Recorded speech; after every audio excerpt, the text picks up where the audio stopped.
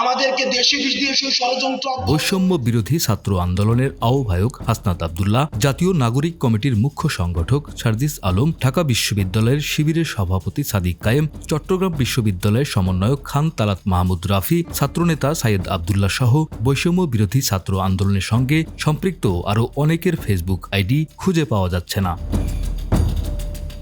বুধবার বিকাল থেকে তাদের আইডিগুলো সার্চ করে খুঁজে পাওয়া যাচ্ছে না। অনেকেই বলছেন আইডিগুলো ডিজেবল হয়ে গেছে।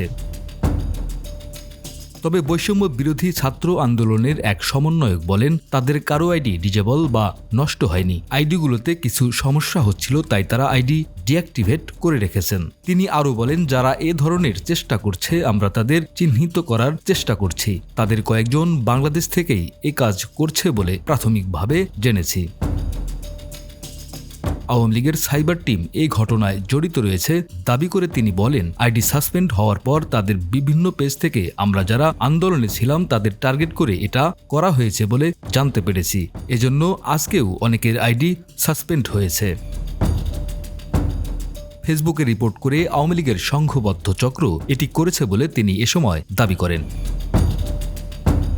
জানা গেছে, crack platoon Bangladesh cyber force নামে একটি পেজ থেকে বৈষম্য বিরোধী ছাত্র আন্দোলনে যুক্ত থাকা অনেকের আইডি ও পেজ ডিজেবল করা হয়েছে বলে দাবি করা হয়েছে।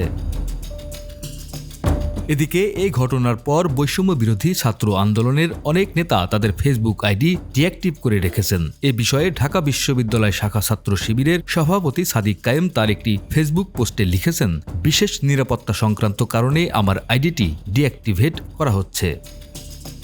ডেস্ক রিপোর্ট, আমাদের সময়।